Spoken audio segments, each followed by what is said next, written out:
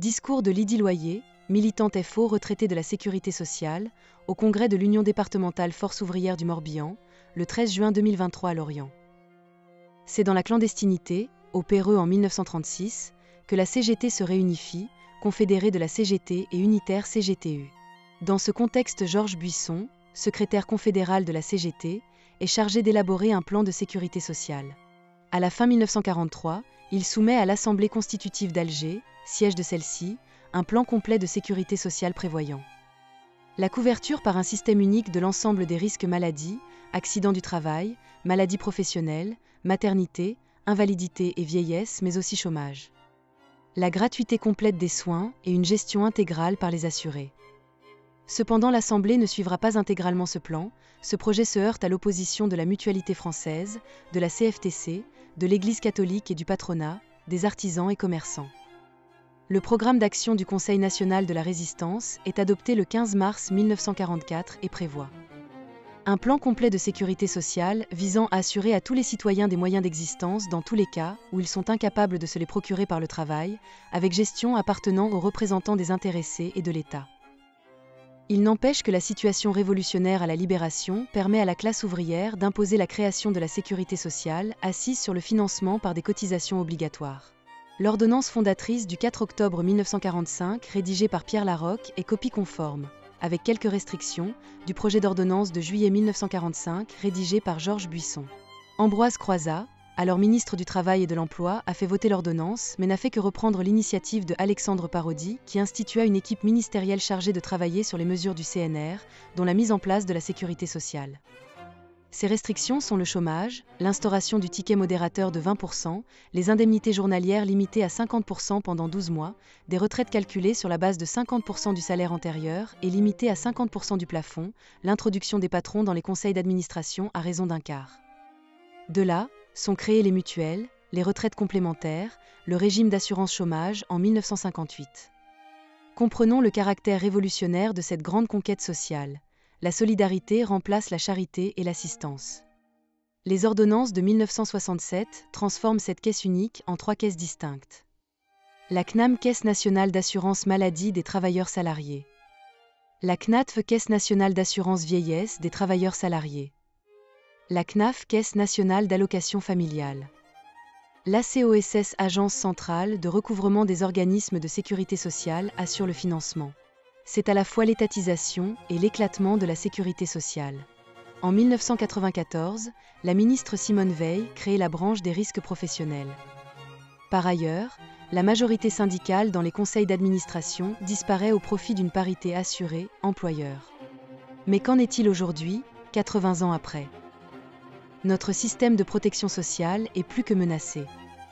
Projet de loi de financement de la sécurité sociale PLFSS, contrat d'objectifs et de gestion COG, 49.3, mise en place de la contribution sociale généralisée CSG en 1991 par Rocard, payée par les salariés et les retraités, sont autant d'armes utilisées pour détruire la sécurité sociale. C'est la programmation d'une destruction méthodique de la sécurité sociale basée sur la base du salaire différé. À l'automne 1995, le ministre Juppé publie un plan pour en finir avec la Sécu et particulièrement avec les régimes particuliers. Si les grèves massives n'ont pas permis au gouvernement de liquider les régimes spéciaux, en avril 1996, les ordonnances Juppé ont porté un coup dur à la sécurité sociale. C'est la mise en place des COG qui dictent les budgets des caisses nationales, déclinés aux caisses locales. C'est la création des URCAM, Union régionale des caisses d'assurance maladie, en vue de fusionner tous les régimes. C'est aussi la création des ARH, Agences régionales d'hospitalisation, bras armés de l'État, pour diminuer les dépenses hospitalières.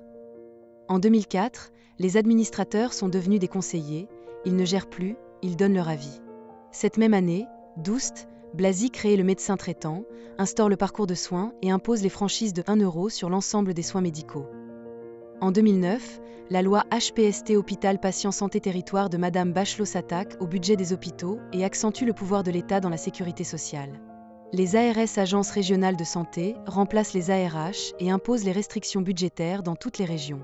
Après la loi Fillon de 2003 qui allonge la durée de cotisation pour avoir la retraite, la loi Woerth de 2010 aggrave la situation en passant à 43 annuités et repoussant l'âge de départ à 62 ans. Et depuis, les attaques contre la sécurité sociale s'accumulent, les franchises payées par les malades ont doublé, les remboursements diminuent, le remboursement des soins dentaires est passé de 70% à 60%, les indemnités journalières sont sur la sellette avec des contrôles sur les médecins prescripteurs mais aussi sur les assurés sociaux. Désormais, le droit d'être malade est subordonné aux revenus. Concrètement, le texte prévoit d'abaisser le droit à indemnisation de 53 € à 41 €, soit 12 € de perte. Soit vous continuez à travailler en étant malade, soit vous êtes en arrêt et perdez 12 € par jour d'IG. Ce décret du 20 février 2025, abaissant le plafond des IG de sécurité sociale, entre en vigueur au 1er avril 2025. La mise en place du 100% santé n'est qu'une voie pour diminuer les dépenses de santé. Par exemple, pour l'optique, si vous ne faites pas le choix d'accepter des lunettes ciblées, la base de remboursement est de 0,05 centimes d'euro. À quand les forfaits de remboursement pour les soins, les indemnités journalières, l'hospitalisation? Le CNLE, Conseil national des politiques de lutte contre la pauvreté et l'exclusion sociale, vient de rendre un avis très critique sur la réforme du RSA et le nouveau régime de sanctions dénommé « suspension-remobilisation ». Ces dispositions prévues par un prochain décret s'inscrivent dans le cadre de la loi Plein Emploi, visent à suspendre le RSA en cas de non-respect du contrat d'engagement de 15 heures d'activité hebdomadaire. Elles risquent d'être appliquées sans discernement, compte tenu de l'aspect multidimensionnel de la pauvreté. Le CNLE redoute une stigmatisation accrue des bénéficiaires du RSA, avec une surenchère de radiation et privation de droits par l'opérateur France Travail afin d'atteindre l'objectif du plein emploi.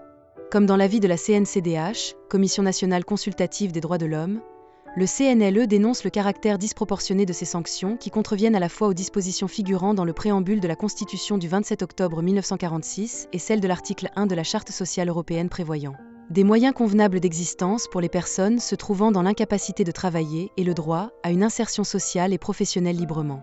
Choisy. Pour FO, la LFSS pour 2025 met en évidence des déséquilibres budgétaires persistants, avec un déficit global de 22,1 milliards d'euros prévu pour 2025. Ce déficit concerne principalement les branches maladie, moins 15,4 milliards d'euros, et vieillesse, moins 7,5 milliards d'euros, malgré des hausses de recettes modérées. FO critique la tendance des gouvernements successifs à fiscaliser le financement de la sécurité sociale, en réduisant la part des cotisations sociales au profit d'une logique de financement par l'impôt, CSG, TVA sociale.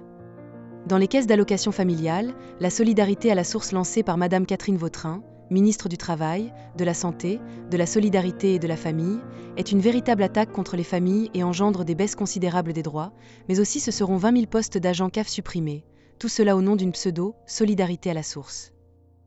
C'est la Sécu que l'on assassine. La fermeture des centres de santé et de leurs services constitue une menace directe pour l'accès aux soins et de prévention. Ces fermetures s'accompagnent de plans de licenciement tant chez les soignants que les administratifs. C'est une offensive contre les assurés les plus précaires. À la tentative de l'INCAS de retirer l'autonomie d'exercice aux médecins conseils de la sécurité sociale et de les soumettre au budget des CPAM, le Conseil constitutionnel n'a pas validé l'article du texte proposé, et heureusement. En effet, cela signifierait que les décisions des médecins conseils de justifier ou non les arrêts de travail, les mises en invalidité seraient dépendantes des moyens financiers de la CPAM qui, depuis les lois de financement de la sécurité sociale, ne cessent de diminuer. Quid des assurés malades, en accident du travail, en maladie professionnelle, en invalidité qui verraient leurs droits à être pris en charge soumis à des objectifs financiers. Et aujourd'hui, ce gouvernement veut s'attaquer aux ALD, affections de longue durée, alors qu'elles concernent des assurés gravement malades. Aujourd'hui, notre grande dame la sécurité sociale a 80 ans, elle faiblit sous les coups portés sur elle depuis sa naissance par les gouvernements successifs, le patronat et certaines centrales syndicales.